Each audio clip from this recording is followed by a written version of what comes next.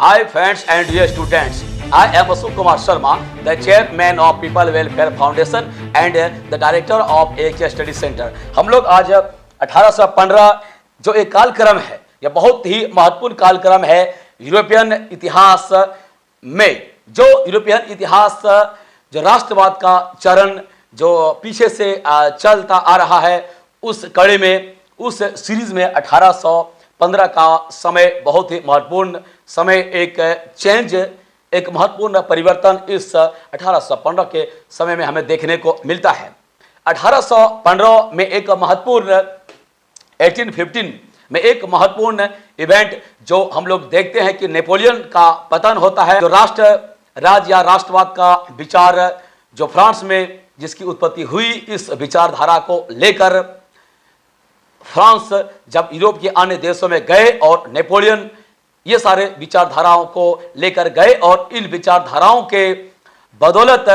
किस तरह से धीरे धीरे नेपोलियन फ्रांस अपना प्रसार यूरोप के अन्य देशों में एक के बाद एक करते गए। जहां पहले फ्रांसीसियों को लोगों ने, नेपोलियन को लोगों ने जहां एक हार्बिंगर के रूप में एक स्वतंत्रता का, समानता का और प्रजातांत्रिक मूल्यों के लिए अग्रदूत के रूप में जिस प्रकार से पहले स्वागत किया था, धीरे धीरे मोहभंग हो गया फ्रांस से और नेपोलियन के शासन से, क्योंकि अब यही फ्रांस खुद प्रजातांत्रिकरण करने के नाम पर, राष्ट्र राज्य स्थापित करने के नाम पर, यह खुद नेपोलियन एक के बाद एक जो हम देख रहे हैं जो यूरोपियन स्टेट्स हैं वहां पर अपना प्रभुत्व कायम करते गए और अपना आतंक धीरे धीरे वह फैलाते गए। इस आतंक से परेशान होकर जो यूरोप के और भी सारे कंट्रीज थे, यूरोप के कुछ कंट्री आपस में साथ में एक साथ होकर, जैसे ब्रिटेन के साथ रसिया के साथ प्रसिया और ऑस्ट्रिया, ये सारे शक्ति आपस में इकट्ठा होकर नेपोलियन को करारा जवाब दिया, करारा मात दिया और फ्रांस को नेपोलियन को हराया। और नेपोलियन को हराने के बाद नेपोलियन को यूरोप के अन्य देशों से वहां से खदेड़कर वहां से बाहर करने के बाद एक महत्वपूर्ण घटना, एक महत्वपूर्ण संधि हमें देखने को मिलता है यूरोपीय इतिहास में। वह है ट्रीटी ऑफ वियना और कांग्रेस ऑफ वियना या वियना कांग्रेस, जो 1815 में जिस वियना कांग्रेस का मसौदा तैयार हुआ था। ये यूरोपियन कंट्रीज आपस में मिलकर वियना में यह जो मसौदा या ट्रीटी तैयार की, यह ट्रीटी जो मसौदा तैयार हुए, इसका बहुत ही महत्वपूर्ण परिवर्तन, महत्वपूर्ण परिणाम यूरोप के इतिहास में, यूरोप के राष्ट्रवाद के इतिहास में हमें देखने को मिलता है। मसलन सबसे बड़ा परिवर्तन जो नेपोलियन के काल में या नेपोलियन से पहले हम लोग जैसे देखते हैं, जिस तरह से कुलीन वर्ग थे, एरिस्टोक्रेट क्लास का जो शासन, जो बुर्बो वंश का शासन था, वह फ्रांस से किस तरह से वहां से हटा दिया गया था। अब एक बार फिर ट्रीटी के बाद बुर्बो वंश को फिर से स्थापित कर दिया गया। कहने का तात्पर्य है कि यह जो यूरोप के धरती पर एक महत्वपूर्ण घटना हुआ, वह फिर से एरिस्टोक्रेट क्लास, जो कुलीन तंत्र है, जो रूढ़िवादी क्लास है, रूढ़िवादी वर्ग है, रूढ़िवादी वर्गों का फिर से एक बार सत्ता स्थापित हो जाता है। मतलब जिस तरह से नेपोलियन के शासन काल में नेपोलियन ने जितने भी प्रकार के युद्ध किए और युद्ध करने के बाद जो एक के बाद एक यूरोपीय राष्ट्र को जीतते गए, जीतने के बाद सारे अलग अलग क्षेत्रों में, राष्ट्रों में अपने तरीके से प्रशासनिक सुधार के नाम पर चाहे जो भी परिवर्तन किए या जो भी प्रकार के परिवर्तन, आर्थिक परिवर्तन हो या अन्य परिवर्तन किए गए, इन सारे परिवर्तन से जो बाकी यूरोप के जो बहुत सारे किंगडम्स थे, बहुत सारे ड्यूक्स थे, बहुत सारे प्रोविंसेस थे, जो प्रांत परगना या कहें कि जो साम्राज्य वगैरह, छोटे छोटे साम्राज्य वगैरह थे, अब एक इन सारे क्षेत्रों के जो रूढ़िवादी शासक थे, उनको अवसर मिला, मौका मिला कि फिर से वे अपने सत्ता पर आएंगे। इसके पहले थोड़ा सा हम लोग देखते थे कि 1815 से पहले इसी समय हम लोग देखते हैं 1815 से पहले दो महत्वपूर्ण जो परिवर्तन यूरोपीय इतिहास में आए। एक परिवर्तन था लिबरल नेशनलिज्म, उदारवादी राष्ट्रवाद, और इससे पहले का भी जो कड़ी है वह उदारवाद लिबरलिज्म। लिबरलिज्म का विचारधारा क्या था? लिबरलिज्म का विचारधारा था समानता और स्वतंत्रता पर आधारित था। एक स्टेप आगे जाकर हम लोग देखते हैं कि नेशनल लिबरलिज्म या लिबरल नेशनलिस्ट के जो वर्ग या विचार, इस प्रकार के विचारधारा जो ओरिजिन हुआ, यह विचारधारा ओरिजिन होने का कारण था मिड 18वीं सेंचुरी में हम लोगों ने देखा था कि जो इंग्लैंड में औद्योगिक क्रांति हुआ, इंडस्ट्रियल रेवोल्यूशन हुआ, इस इंडस्ट्रियल रेवोल्यूशन ने नेशनल लिबरलिस्ट या लिबरल नेशनलिस्ट विचारधारा, या यूं कहे कि इस प्रकार के लिबरल नेशनलिस्ट सेक्ट या नेशनल लिबरलिस्ट विचारधारा मानने वाले एक बहुत बड़े वर्ग को तैयार किया। यह वर्ग मध्यम वर्ग से ही उत्पन्न होकर आया हुआ था। तो इन लोगों का क्या कहना था, क्या डिमांड था? ये लिबरल नेशनलिस्ट, ये उदारवादी राष्ट्रवाद, ये चाहते थे और सामाजिक समानता, एकता और बराबरी और स्वतंत्रता के अधिकार के अलावा आर्थिक एकीकरण कर दिया जाए। जो पहले हम लोग देखते थे नेपोलियन के समय में, किस प्रकार से जो नेपोलियन के द्वारा विजित जर्मन 39 स्टेट्स थे, वहां हर एक स्टेट्स के बॉर्डर पे अलग अलग प्रकार का जो सीमा शुल्क लगभग 5% के आसपास देना पड़ता था, और जो मेजरमेंट भी अलग अलग प्रांतों का अलग अलग था। जिस प्रकार हम लोग देखते हैं कपड़ा नापने का जो पैमाना एले फ्रांस में था, किस प्रकार से अलग अलग हम लोग देखते थे। जैसे हैम्बर्ग से न्यूरमबर्ग तक कोई व्यापारी अगर जाता था तो 11 सीमा शुल्कों से, टेरिफ बैरियर से गुजरना पड़ता था, और 11 बार उसे टैक्स लेवी उनसे वसूला जाता था। तो होता था क्या माल का भाड़ा बहुत ही ज्यादा हो जाता था, और बहुत ही टाइम कंज्यूमिंग, समय बहुत ही ज्यादा लगता था। समय के साथ बहुत ही उबाऊ और थकाने वाला काम होता था, जिससे समय के साथ साथ वहां पर लागत वस्तु का 55 गुना के आसपास लगभग मूल्य में वृद्धि हो जाता था। इस प्रकार इतने सारे टैरिफ जो बैरियर होने के कारण आर्थिक विकास नहीं हो पा रहा था। तो ये जो नेशनल लिबरलिस्ट क्लास जो ये यूरोपियन कंट्रीज में उभर के आए थे, ये सारे जो नेशनल लिबरलिस्ट वर्ग थे, जो lawyer, educated personalities, educated young person जो कॉलेज यूनिवर्सिटी के पास आउट थे, या इस प्रकार के जो वर्ग, न्यूज राइटर्स, जो इस प्रकार के न्यूज रिपोर्टर्स, लॉयर्स या बुद्धिजीवी वर्ग हुए थे, इन्होंने ही राष्ट्रवाद, लिबरल नेशनलिस्ट, उदारवादी राष्ट्रवाद विचारधाराओं का नेतृत्व किया और इसको आगे बढ़ाने में योगदान किया। और इन लोगों का मानना था कि आर्थिक एकीकरण करने के बाद ही यूरोपियन कंट्रियों का विकास हो सकता है, और इसके माध्यम से राष्ट्र राज्य स्थापित किया जा सकता है, जहां लोगों को समानता का अधिकार मिलेगा, लोगों में भाईचारा हो सकता है, या लोगों में एकता की भावना होने के साथ ही साथ आर्थिक उन्नति होगा, और आर्थिक सशक्तिकरण, आर्थिक रूप से मजबूत ये लोग होंगे, तभी अपने अधिकारों का दावा कर सकेंगे और अधिकार इन्हें मिलेगा। तो उदारवाद का एक स्टेप का आगे का चरण जो है राष्ट्रीय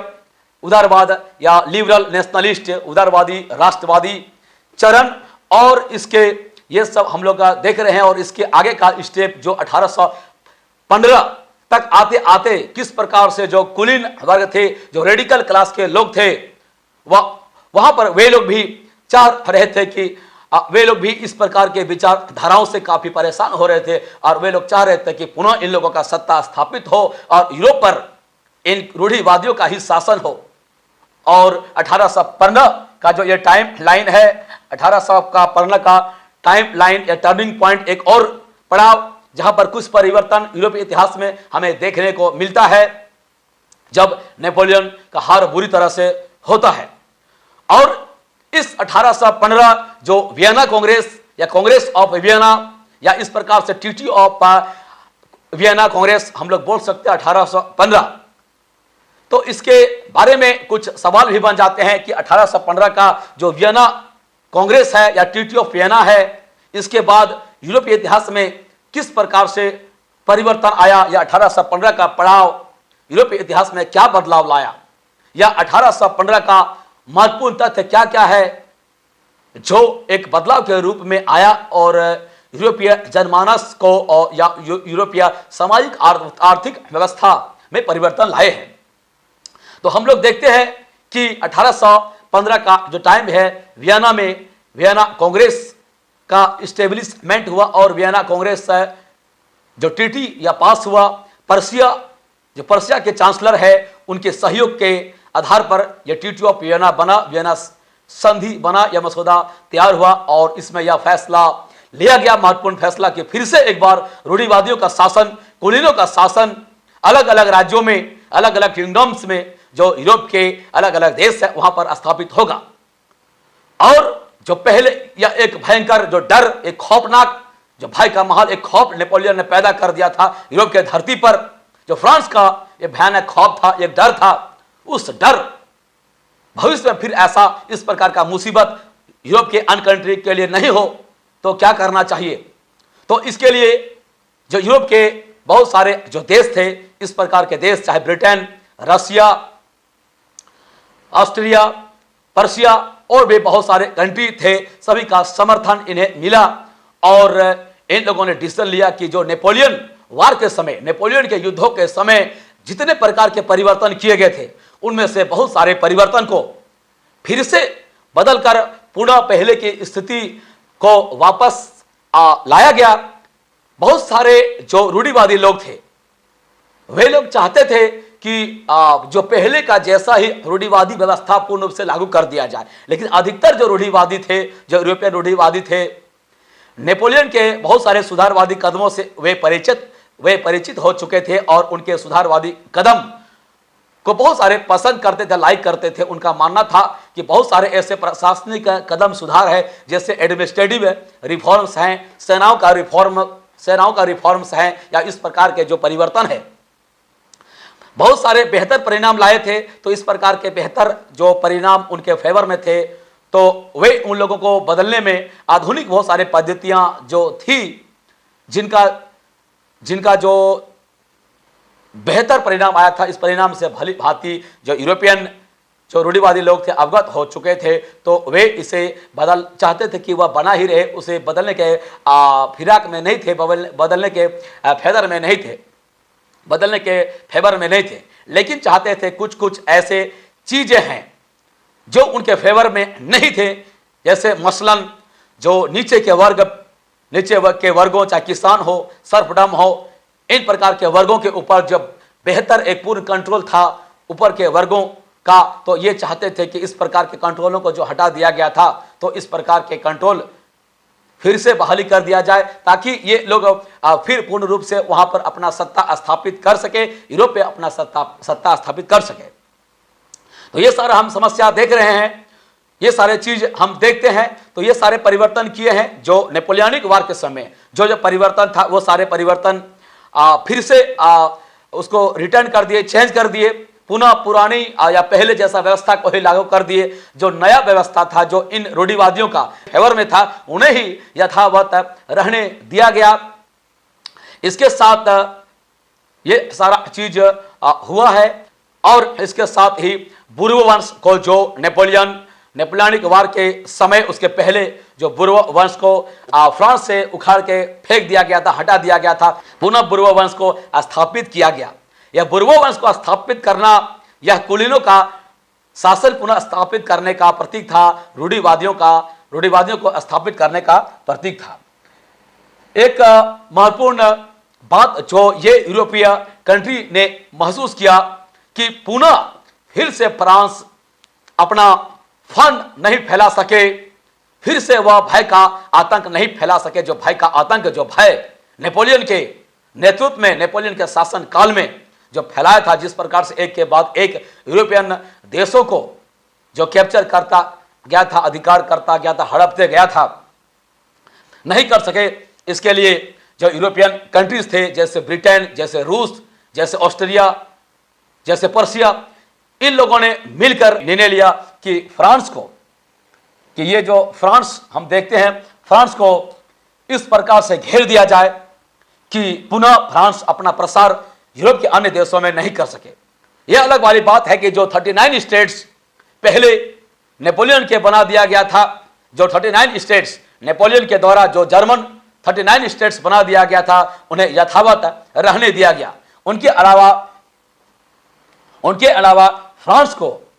जो हम देखते हैं कि किस प्रकार से घेर दिया गया। उत्तर में जैसे देखते हैं, नॉर्थ में नीदरलैंड को, बेल्जियम को मिलाकर नीदरलैंड बना दिया गया, और साउथ में, फ्रांस साउथ में हम देखते हैं कि जो पिडमोंट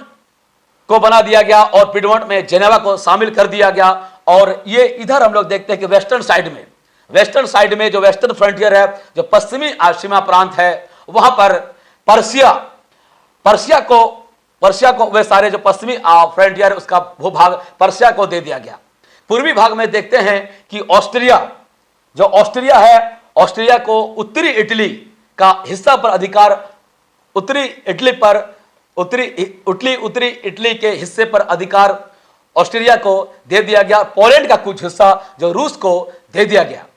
और फिर पर्शिया को कुछ हिस्सा, जो सैक्सोनी का कुछ हिस्सा उनको दे दिया गया। इस प्रकार से बहुत ही बुरी तरीके से, बहुत ही चारों ओर से फ्रांस को घेरा गया। फ्रांस को घेरने का क्या मतलब था? फ्रांस को घेरने का मतलब, एक क्वेश्चन यहां ये पूछा जा सकता है स्कूल में या कंपटीशन में, कि फ्रांस को जो घेरा गया है, इसका क्या कारण था? तो 1815 के बाद ये सारे जो महत्वपूर्ण परिवर्तन हम लोगों ने देखा कि फिर से एक बार बुर्बो वंश का स्थापना हो गया। मतलब यह रूढ़िवादी वर्गों का सत्ता इन सारे यूरोपियन कंट्री में स्थापित हो गया। हम लोगों ने यह भी देखा कि फ्रांस को किस प्रकार से इन लोगों ने घेरा। तो इस प्रकार से फ्रांस को घेर दिया गया ताकि भविष्य में वह अपना प्रसार नहीं कर सके। जो जर्मन 39 स्टेट्स था नेपोलियन के द्वारा बनाया गया, पहले उन स्टेट को जस का तस रहने दे दिया गया। तो ये सब कारण था कि पुनः फ्रांस अपना प्रसार नहीं कर सके और रूढ़िवादी अपना सत्ता बना के रखे और कंटिन्यू स्थापित करे। 1815 से पहले जो विचारधारा था, उदारवादी लिबरलिस्ट या उदारवादी राष्ट्रवादी, लिबरलिस्ट नेशनलिस्ट, यह 1815 के बाद भी खत्म नहीं हुआ। ये अलग वाली बात है। ये रूढ़िवादियों का जो आतंक था, उस आतंक के चलते ये लोग भूमिगत हो गए, गुप्त रूप से छिपकर अपना आंदोलन चलाने लगे और अपना इस विचारधारा को आगे बढ़ाने लगे। युवाओं को सक्रिय किए, मध्यम वर्ग को सक्रिय किए और राष्ट्रवाद के विचारधारा से प्रेरित होने वाले लोगों को मोबिलाइज किए, एक साथ मिलाकर इस आंदोलन को बढ़ाते रहे। 1815 का जो वियना कांग्रेस का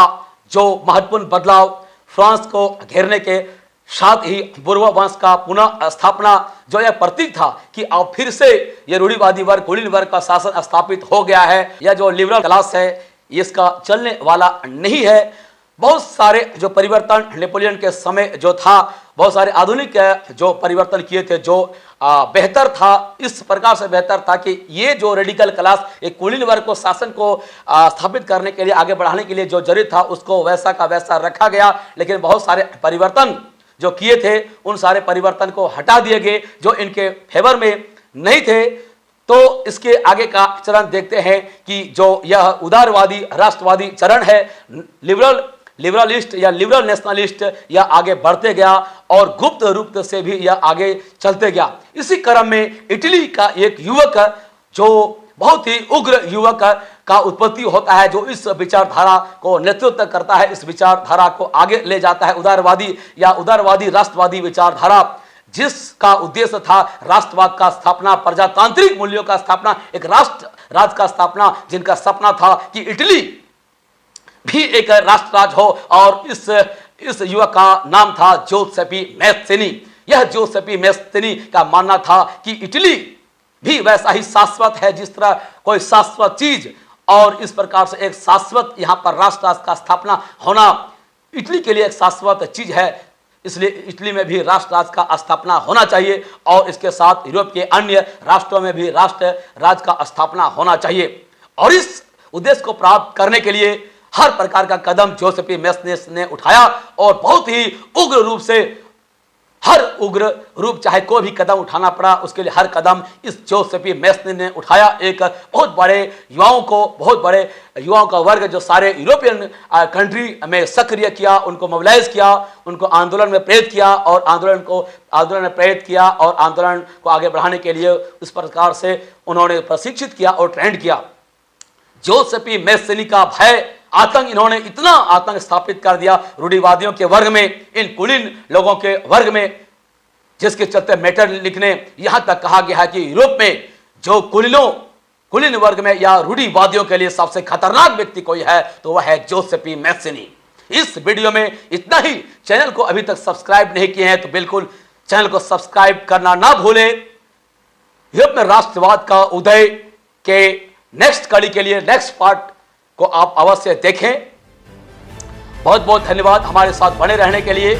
चैनल को सब्सक्राइब करें। I am Ashok Kumar Sharma, the chairman of People Welfare Foundation and the director of AK Studies Center. Thank you very much.